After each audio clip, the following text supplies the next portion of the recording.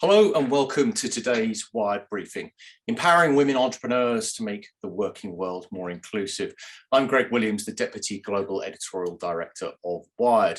And today on International Women's Day, we'll showcase the contribution of women-owned businesses to the global economy. We'll explore how the pandemic has impacted women in the workforce, particularly entrepreneurs, and we'll discuss ways policymakers and organisations can best incentivise recruitment and advancement of women business owners to fuel economic growth. To examine this, I'm excited to welcome Jane Prokop, Mastercard's Executive Vice President for Small and Medium Enterprises. Jane has an extensive background in financial services and fintech with over 20 years of experience leading companies to profitability, scale and exit in the financial services and media sectors. Her team drives innovation, strategy and product to serve small and medium enterprises by leveraging Mastercard's card products and data, cyber, software and network assets. Jane, welcome. Great to have you with us today. Thank you, Greg. It's a pleasure to be here. Great. So let's jump straight into it. So to coincide with International Women's Day, Mastercard has just published its 5th annual index of women entrepreneurs, which covers 65 economies. It would be a great place to start if you could just give us an overview of the key findings, please. Absolutely. So just to step back for a minute and to provide some context for this study, small and medium-sized businesses have a huge impact on the global economy. They represent about 90% of all businesses, and they employ roughly 70% of workers globally and deliver about half of GDP globally. So among them, women-owned businesses are about a third of small and medium-sized businesses. And for these businesses, getting access to working capital is a consistently pressing need. More than half of SMEs that apply for financing either receive none or less than what they're looking for. And that ratio is over 80% of women-owned SMEs with credit needs.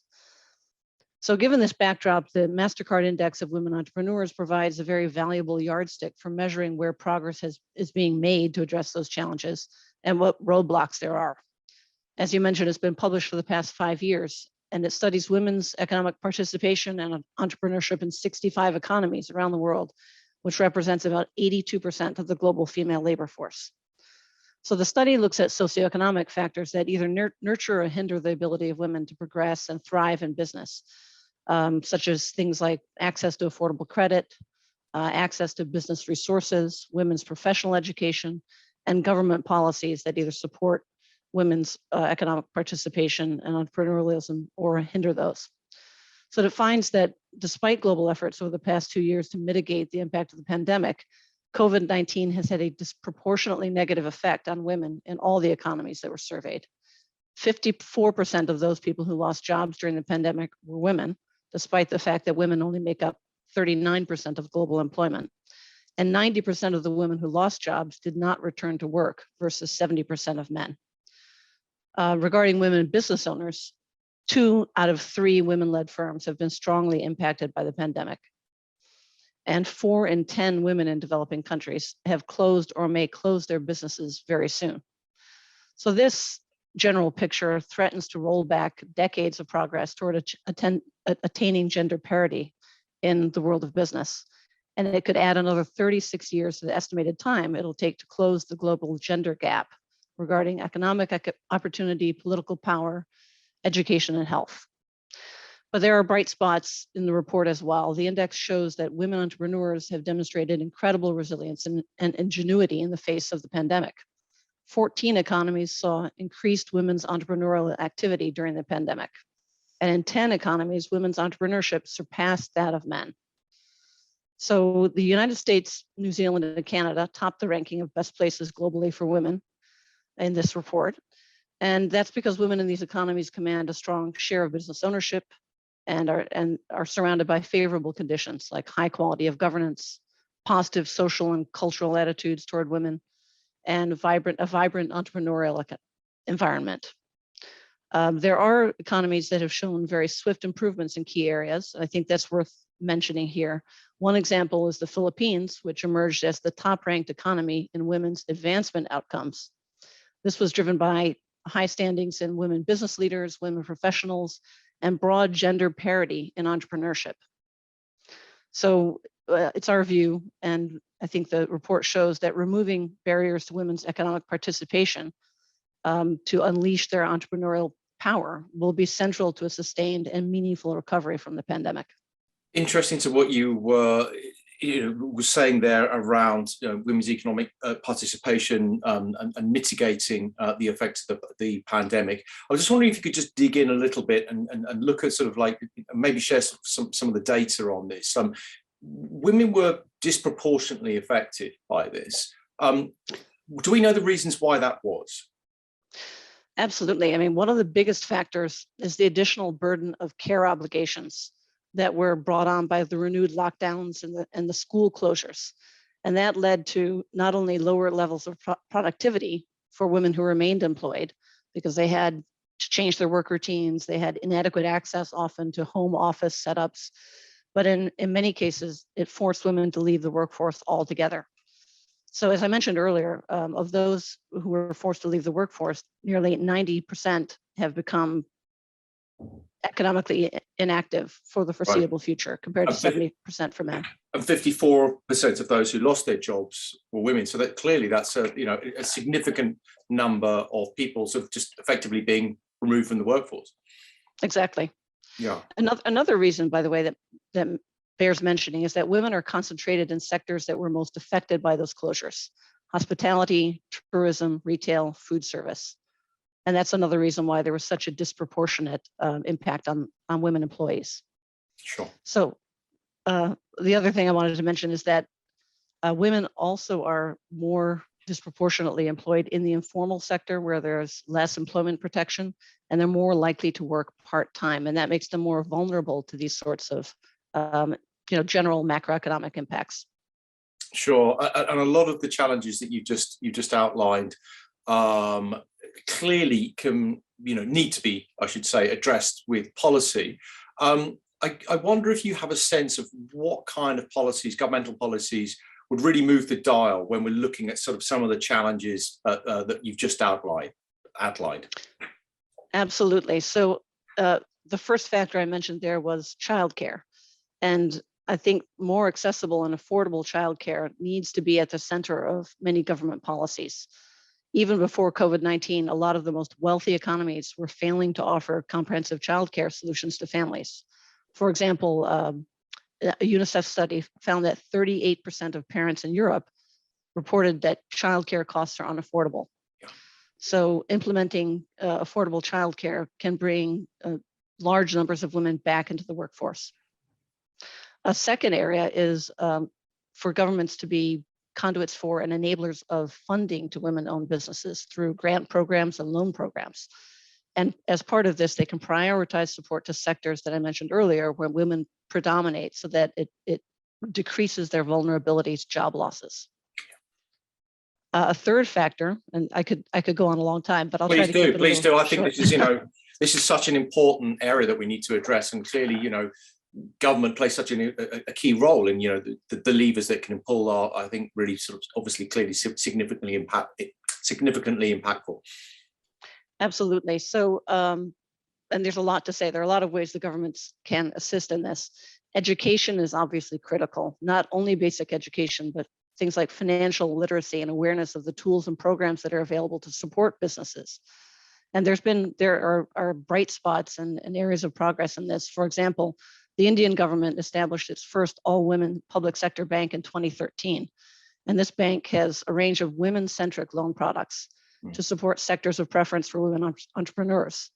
It offers women entrepreneurs a 1% reduction rate in the interest rate on certain loans, and it also gets involved in educational aspects. So it holds financial literacy camps every Saturday to educate women entrepreneurs about banking products.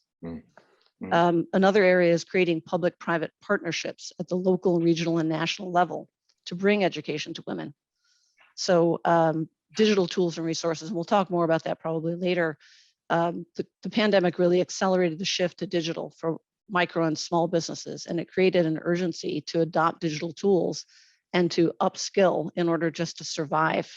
So businesses have had to learn how to make the transition to e-commerce, how to deliver their goods, how to reach existing and new customers virtually, and how to navigate online marketplaces, which have become very central to sales by small businesses. So creating these public-private partnerships enables women entrepreneurs to get better educated about how to make that leap into the digital age. Yeah, and clearly we're seeing, I mean, one of the, the cliches of the pandemic is that it really sort of did sort of bring a focus onto like the level of inequality, not just in the developing world, but obviously in the developed world as well. And clearly there's been a renewed effort by, both private and public organizations to grow financial inclusion, grow financial equality. Just thinking sort of very specifically about the most marginalized communities, and you mentioned sort of like some of the women entrepreneurs in India. What else do you think can be done there to really help people who are significantly sort of financially challenged? Right. Well, so I think the digitization of small businesses is really important. It helps, on the one hand, it helps level the playing field for a lot of businesses. On the other hand, of course, it creates a number of challenges with respect to accessing those tools. So there have been a number of trends underway in the global economy that have been actually helping to do that. Growth of open banking, the proliferation of financial services by fintechs as opposed to by the traditional financial institutions, real-time bank account payments, for example, to provide a good alternative to cash transactions, prepaid cards for the underbanked and unbanked, and the growing number of insights that can come out of the use of big data. These things help to drive better digital and financial inclusion. But I think that we really need to, both governments and the private sector need to double down on helping small businesses digitize properly. So that means moving away from, or knowing how to move away from to a hybrid of in-store and online traffic, moving from cash to digital payments. And a lot of business owners really lack the support to upskill and to obtain the tools to digitize their businesses. So that limits their access to being able to, access these new financial services, access new customers, access new markets outside of their local area, and ultimately to grow. So some of the things that Mastercard has been focused on, not only during the pandemic, but starting long before the pandemic, what is financial inclusion. So back in 2018, we committed $500 million to inclusive growth initiatives, and we established the Mastercard Impact Fund. When the pandemic hit, Mastercard committed $250 million to support small businesses and their workers with financial technology, with products and data assets over the following 5 years. And in September of last year, we launched the Strive initiative that extends our commitment to financial inclusions. So we set the targets to bring a total of 1 billion people and 50 million micro and small businesses into the digital economy, with a focus on 25 million female entrepreneurs by 2025. And this effort started with an initial philanthropic investment of 25 million from the Mastercard Impact Fund. So this is an effort that we think will help mitigate the risk of millions of SMEs being left behind by this rapidly growing digital economy. Clearly for entrepreneurs, access to capital is absolutely crucial. It allows them to scale, it allows them to really sort of start thinking in different ways about growth. How do you think we can best address the challenges around access? Like, is it particularly, I guess, for those who might be unbanked or those who are excluded from the financial system? Yeah, as you mentioned, lack of access to finance is a huge barrier for women entrepreneurs in both in marginalized communities as well as in some of the developed communities. And it's estimated there's about a 1.7 trillion financing gap due to women not having sufficient access to capital. So we've already talked about some of the things that governments can do and about the need for digitization. But I think there are a couple other things that can be done both by governments and by private sector. So one is providing better business intelligence to assist in lending. And the backdrop to this, I know this from having been in the lending space for many years, is that information about small businesses tends to be very fragmented. especially for newer businesses that fall into what's called a thin file category without much of a credit history. But it's also often true of small businesses that have been around for many years. So even the most comprehensive reports that are out there to enable lending often misidentify the industry that a business is in, a small business, and they have very little information about ownership of the business, its revenues, its number of employees, how long it's actually been in operation. These are key things that lenders look at to identify the risk. So in this environment of relatively scarce information, it's difficult for small business owners to provide the right level of and quality of information that would constitute a track record. And that track record is critical in order for them to accomplish key goals like obtaining equity investments or getting reasonably priced debt or becoming a supplier to a large corporation, for example. Traditional financial institutions have generally taken the approach of lending based on relationships. And these are relationships in which women have traditionally been underrepresented. So women get left out of that virtuous cycle that comes with the progressive sharing of information between businesses and financial institutions and those business relationships. So here, I think the government entities can help enormously in creating the initial track record for women-owned businesses by involving them in microcredit programs or grant programs, or by bringing them on as suppliers to government entities. This makes it easier then for the small business to build that track record and then go on and obtain financing in the private sector.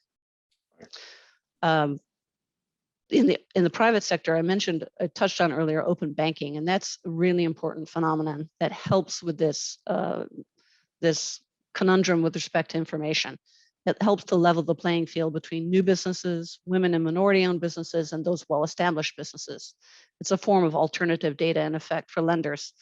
And it also gives consumers and small businesses more control over their own data in a framework of informed consent about how that data is being used. And there are multiple use cases of open banking throughout the world. Now, a second area that I wanted to point out where I think the government and private companies can work together is creating networks that serve SMEs, especially micro entrepreneurs. And one good example of this, in which Mastercard has been involved, is the Jazaduka microcredit program, which we started in 2017 in partnership with Unilever, and that supports women entrepreneurs in Kenya. So this is an example of some of the things that Mastercard is good at doing, creating and maintaining networks that work for the benefit of all the players involved. So the backdrop to this is that in the world of consumer goods distribution, everything traditionally is cash on delivery. And that means when a distributor comes to visit a small store, if that owner doesn't have the cash on hand to buy supplies for, say, the next week or two, then they can't complete their order. And in developing markets, it's estimated that 19.8 trillion in payments are made and accepted by micro, small, and medium retailers. Over 70% of those are in cash and checks. And that leaves about a 4 trillion in unmet demand for financing to those small and medium retailers in the developing world. So as I mentioned, in 2017, we teamed up with Unilever and with the goal of enabling them to provide short-term credit to shop owners in Kenya through the issuance of virtual credit cards. So this program takes distribution data from Unilever and analysis from Mastercard on the inventory that the store has bought over time. And that informs the decisions about extending credit. So the Jazaduka program is doing very well, onboarding new stores in Kenya. We have about 12,000 stores on the program that are doing about 5,000 transactions every month.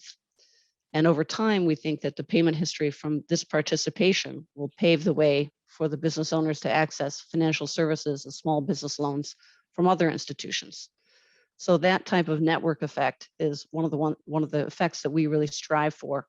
We look for these types of programs that are scalable and that provide on-ramps for small businesses into the rest of the financial ecosystem. Let's take a look at the role of organizations now. Clearly, many countries have forms of legislation that guarantee pay and offer, protections for employees. from the perspective of organisations, how can they best incentivise recruitment and advancement of women in the workforce? Well, there are a few concepts that I think I've been informed about through my career in financial services. And I think one of them is having, for organizations, and I'm talking about private sector organizations, to have strict standards that align compensation with actual responsibilities and performance, rather than a more subjective system in which leaders tend to be guided by personal biases. Right. And this helps ensure that women who enter the workforce there know that their advancement will really be based on achievements, concrete achievements. A second thing is highlighting the contributions of women in the organization. So showcasing them so it's known what they concretely accomplished that contributed to the profitability and revenues of that organization. And a third is providing special training for women that prepares them to take on leadership roles. So generally speaking, one of the problems has been that women don't have a lot of role models who can show them how they should behave in order to have the greatest impact, how to balance the need to be decisive with the expectations that workplaces often put on women to be team-oriented or collaborative. So I think, it's important to take time and conscious effort to change those cultural backgrounds for women and to encourage and incentivize their participation. So Mastercard is really leading by example in this regard. It's closed its gender pay gap. So women earn $1 for every dollar earned by men. And we have a gender neutral parental leave that offers 16 weeks minimum of paid leave.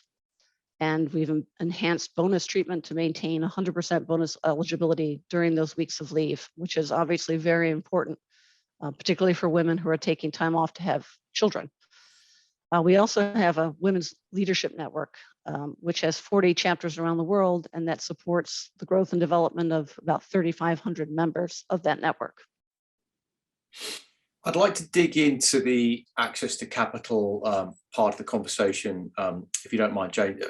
If we're thinking about the ways that governments and private organisations, private enterprises can coordinate their efforts, like how do you think about that?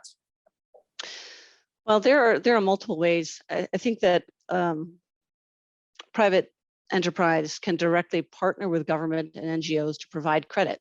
That's one very direct channel. An example of this is that in October of last year, Mastercard teamed up with HDFC Bank, the U.S. International Development Finance Corporation, and USAID to launch a 100 million credit facility to promote and encourage small businesses in India to digitize. And that included a special focus on women-owned businesses. So the idea and the target is for at least 50% of that $100 million credit facility to be used for lending to women entrepreneurs. And this is a great example of a partnership that aligns the strengths of the private sector, government, and philanthropy to help women-owned businesses to build back from the pandemic. Another example is the program called Start Path Empodera, which was launched by Mastercard and USAID this year in Colombia. And it's a business accelerator that focuses on promoting women's entrepreneurship and financial inclusion in Colombia, which involves direct mentorship from a select network of experts. It includes training, networking, and financing of up to about $20,000 per company. So that's the kind of the direct involvement in providing credit. Another area is really working, government and private industry working together to raise the profiles of women entrepreneurs, to make them better known in their communities and better known to financial institutions. And as I mentioned before, one of the biggest issues that women entrepreneurs face is being known and networked, because traditionally they have not been key players in a lot of the networks, whether it's business or financial networks that tend to support entrepreneurship. Disseminating information to the public and to financial institutions that show that women-owned businesses are a good risk is another way of helping in that regard. So I mentioned earlier the Jazaduka microfinance project for women-owned businesses in Kenya. And some of the data we have coming out of that project show that women entrepreneurs actually represent a lower risk of default in that setting than male-owned businesses. So it's important to get that kind of information out, both to the public and to financial institutions, that women entrepreneurs are an excellent risk. And third, I think it's important to increase diversity at all levels of the business world. Some of our efforts include leading the 30% Club, which is a program that aims to increase the share of women in board positions and C-suites globally, and also the Financial Alliance for Women, which is a leading members network of financial organizations that are dedicated to championing the female economy. It's a unique network with people from over 135 countries who facilitate peer learning and conduct research and advocate for policy change. So 2 more questions, because we're nearly out of time, Jane, but I'd like to ask you please to kind of look forward for both of the answers to these questions. So firstly, we're seeing obviously mass digitization of all financial services, 4 billion people in the world with smartphones. Looking forward, what kind of impact do you think that digitalization is going to have for women entrepreneurs? Well, I think on the one hand, it offers a lot of opportunity. On the other hand, it creates certain challenges. So one of the problems is that we need to be able to provide more central access to products and services as they proliferate, because there's a very broad and fragmented landscape for small businesses when it comes to financial tools and products, and that creates a certain amount of confusion for small businesses, because they often don't have specialized staffing that's devoted to each functional area of the business. If you take cash flow management, for example, or procurement or marketing, customer loyalty or cybersecurity, they don't have specialized staff who have specific expertise in these areas. And that means that the business owner typically is trying to figure out all this stuff out on their own and trying to judge between competing products when there are literally hundreds and thousands of products out that focus on specific needs of the business. So research has generally shown that about 39% of small businesses feel overwhelmed by the amount of choice that they have among products. So we think that there is a need for better and more centralized information about the tools that are available on the one hand, and also the ability to use the data flows to provide customized information and match a particular business's needs to the most appropriate products. So that's a direction in which we're moving, to bring together fragmented information and streamline it to help women business owners, among others, spend a lot less time searching and spend more time actually building their businesses. So one quick example of this is our Digital Doors program, which has a digital readiness diagnostic, and it provides expert recommendations to small business owners and access to a range of tools that they can use to build their businesses. And really, just one final question that I thought was, really sort of quite important for us to sort of cover today, is to look forward at the key steps that can be taken to have a real long-term structural impact. Obviously, we can put policy in place to, we can mitigate certain challenges, but to really sort of like have a long-term structural support for women entrepreneurs and support economic recovery and growth, rather than just addressing the short-term needs. How do you think about that? What kind of steps we need to be taken? Well, I think it means, getting back to the fundamentals, going back to basics, and prioritizing women's access to the building blocks that enable their businesses to be successful over the long term. So these are, pretty central ideas. I don't think they'll be surprising to anyone, but education and training, and we've talked a lot about that, is absolutely critical, because that will enable women entrepreneurs not just to deal with immediate challenges, but to evaluate and overcome challenges they come across over the long course of their careers. Exposure and promotion helps to break down socioeconomic barriers. It breaks down stereotypes that exist in the workplace and in institutions, and it ensures that they have and are able to obtain equal right to work opportunities and pay and protection rights. Cultural normalization is really important. We've got to drive visibility of women and make it normal for women to run businesses, to start businesses, and to be very successful in the entrepreneurial setting. And of course, some of the backbone of this is those support structures we talked about. Childcare is absolutely critical. And I think there's a lot more attention and recognition of that these days. So, some very good examples of ways in which that's changing. In Canada last year, Chrystia Freeland established an all-women task force to ensure that the 2021 budget would include specific plans to build a more inclusive recovery pathway. And so they earmarked about 30 billion Canadian dollars over 5 years to build a nationwide early learning and childcare system to make high quality childcare more affordable for parents. And this will make it more possible for women to enter and stay in the workforce without having to worry about the safety of their families. And then finally, the biggest building block is financial support. So it's programs that expand access to both key business tools and access to finance, which we've talked about extensively here. Well, Jane, it's been absolutely fascinating. I'm afraid we're out of time now, but thank you so much today for sharing your insights, sharing your passion for this subject. It's been absolutely fascinating. It's been a pleasure, and it's a subject that I feel very passionately about. Yeah, so thank you. We can tell. And thank you to all the attendees for joining us. If you enjoyed this session, please do check out the other episodes of Wired Briefings at wired.co.uk. Thank you again, Jane, and thank you all for joining us. Stay well, and we will see you soon.